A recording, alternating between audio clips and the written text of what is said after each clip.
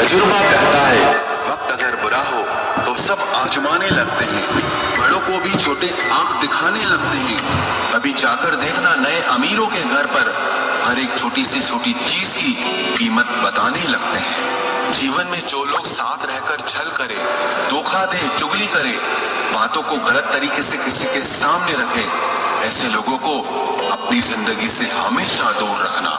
किसी ने मुझसे पूछा, आपका चरित्र इतना पवित्र क्यों है?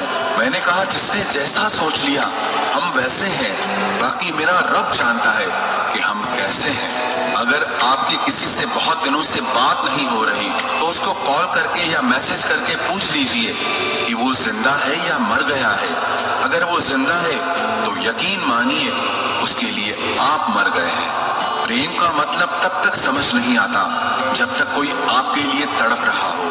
प्रेम का मतलब तो तब समझ आता है जब आप किसी के लिए तड़प रहे हो। हर व्यक्ति अपनी जगह सही होता है और वास्तविक संघर्ष सही और गलत के बीच में नहीं, सही और सही के बीच में होता है। औरत की मोहब्बत का पता तब चलता है जब मर्द के पास कुछ न हो, और मर्द की वफादारी का पता तब चलता है जब मर्द के पास सब कुछ हो। पहले तसल्ली कर लो कि वफादार कौन है, वक्त तो बता ही देगा कि गद्दार कौन है। एक घुटन सी होती है जब कोई दिल में तो रहता है मगर साथ नहीं रहता। हकीकत कुछ और ही होती है, हर हंसने वाला इंसान खुश नहीं होता। 3 बेहतरीन जवाब। सफलता का क्या रहस्य है? सही निर्णय। आप सही निर्णय कैसे लेते हैं? अनुभव से। और आप अनुभव कैसे प्राप्त करते हैं? गलत फैसलों से। कोई सराहना करे या निंदा, दोनों ही अच्छे हैं, क्योंकि प्रशंसा प्रेरणा देती है और निंदा सावधान करती है।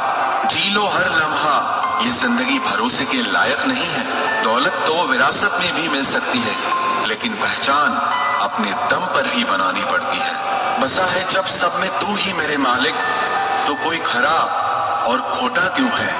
उड़ रही है पल पल जिंदगी रेत की तरह, और हमको वहम है कि हम बड़े हो रहे हैं। एक रिश्ता तब मुरझाने लगता है जब 2 लोगों के बीच की समस्या कोई तीसरा सुलझाने लगता है। कहने वालों का कुछ नहीं जाता, सहने वाले कमाल करते हैं। कौन ढूंढे जवाब दर्दों का, लोग तो बस सवाल करते हैं।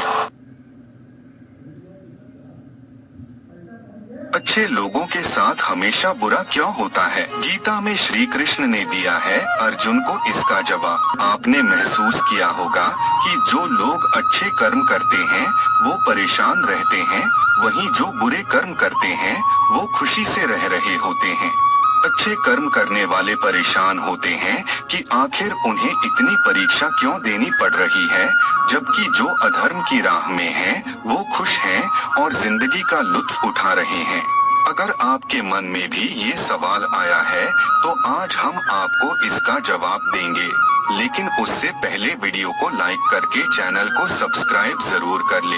ये जवाब वो है जो भगवत गीता में लिखा है और श्री कृष्ण ने अर्जुन को दिया था। भगवत गीता में वर्णित कथा के अनुसार जब भी अर्जुन के मन में कोई दुविधा होती थी तो वो श्री कृष्ण के पास पहुंच जाते थे। एक बार की बात है, अर्जुन भगवान श्री कृष्ण के समीप आकर कहा कि वो दुविधा में हैं और इसका जवाब वो श्री कृष्ण से चाहते हैं। श्री कृष्ण ने पूछा कि क्या सवाल है? अर्जुन ने कहा, मुझे ये जानना है कि अच्छे लोगों के साथ हमेशा बुरा ही क्यों होता है, वहीं बुरे लोग खुशहाल दिखते हैं। अर्जुन के मुंह से ऐसी बातें सुनकर श्री कृष्ण मुस्कुराए और कहा, मनुष्य जैसा सोचता है और महसूस करता है वैसा कुछ नहीं होता है, बल्कि अज्ञानता की वजह से वो सच्चाई नहीं समझ पाता है। अर्जुन उनकी ये बात समझ नहीं पाए। इसके बाद श्री कृष्ण ने क्या कहा वो जानते हैं। श्री कृष्ण ने अर्जुन से कहा, पार्थ मैं तुम्हें एक कथा सुनाता हूँ,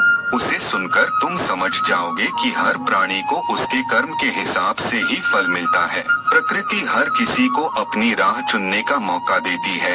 अब वो मनुष्य की इच्छा पर निर्भर करता है कि उसे धर्म की राह चुननी है या अधर्म की। कथा शुरू करते हुए श्री कृष्ण ने कहा, एक नगर में 2 पुरुष रहा करते थे। एक पुरुष व्यापारी था जिसके जीवन में धर्म की बहुत महत्ता थी। वो पूजा पाठ में यकीन रखता था। वो हर रोज मंदिर जाता था और दान धर्म भी करता था और हर रोज भगवान की पूजा करता था। वहीं दूसरा पुरुष बिल्कुल विपरीत था। वो हर रोज मंदिर तो जाता था लेकिन पूजा करने नहीं बल्कि मंदिर के बाहर से जूते चप्पल चुराने। उसे दान और धर्म से कोई लेना देना नहीं था। समय बीतता गया और एक दिन बहुत जोर की बारिश हो रही थी। इस वजह से मंदिर में पुजारी के अलावा कोई नहीं था। ये बात जब दूसरे पुरुष को पता चली तो उसने कहा कि ये सही मौका है मंदिर का धन चुराने का। पंडित से नजर बचाकर उसने मंदिर का सारा धन चुरा लिया। उसी समय धर्म कर्म में विश्वास रखने वाला व्यक्ति भी मंदिर पहुंचा। दुर्भाग्य से मंदिर के पुजारी ने उसे ही चोर समझ लिया और चिल्लाने लगे। वहाँ लोग एकत्र हो गए और उसे बहुत मारा। इसी तरह वो बचते बचाते वहाँ से निकला तो दुर्भाग्य ने उसका साथ वहाँ भी नहीं छोड़ा। मंदिर के बाहर वो एक गाड़ी से टकरा गया और घायल हो गया। फिर वो व्यापारी लंगड़ाते हुए घर जाने लगा तो रास्ते में उसकी मुलाकात उस पुरुष से हुई जिसने मंदिर से धन चुराया था। उसने कहा, आज तो मेरी किस्मत चमक गई, एक साथ इतना सारा धन मिल गया। ये सब देखकर उसे बहुत बुरा लगा और उसने अपने घर से भगवान की सारी तस्वीरें निकाल दी। कुछ सालों बाद दोनों की पुरुषों की मृत्यु हो गई। मरने के बाद जब दोनों यमराज की सभा में पहुँचे और भले पुरुष ने दूसरे व्यक्ति को देखा तो उसे बहुत गुस्सा आया। उसने क्रोधित होकर यमराज से पूछ ही लिया, मैं तो हमेशा अच्छे कर्म करता था, दान में विश्वास रखता था, इसके बदले जीवन भर मुझे अपमान और दर्द ही मिला और इस व्यक्ति को नोटों से भरी पोटली। आखिर ऐसा भेदभाव क्यों? इस पर यमराज ने कहा, पुत्र तुम गलत समझ रहे हो। जिस दिन तुम्हारी गाड़ी से टक्कर हुई थी वो दिन तुम्हारे जीवन का आखिरी दिन था, परंतु तुम्हारे अच्छे कर्मों की वजह से तुम्हारी मौत सिर्फ एक छोटी सी चोट में बदल गई। तुम इस दुष्ट व्यक्ति के बारे में जानना चाहते हो? दरअसल इसके भाग्य में राजयोग था मगर इसके कुकर्मों और अधर्म की वजह से वो सिर्फ एक छोटी सी धन की पोटली में बदल गया था। सुनाने के बाद श्री कृष्ण अर्जुन से कहते हैं, पार्थ क्या अब तुम्हें तुम्हारे सवाल का जवाब मिल गया? ऐसा सोचना कि भगवान तुम्हारे कर्मों को नजरअंदाज कर रहे हैं, ये बिल्कुल भी सत्य नहीं है। भगवान हमें कब क्या किस रूप में दे रहा है मनुष्य को समझ में नहीं आता है। अगर आप अच्छे कर्म करते रहें तो भगवान की कृपा हमेशा बनी रहती है।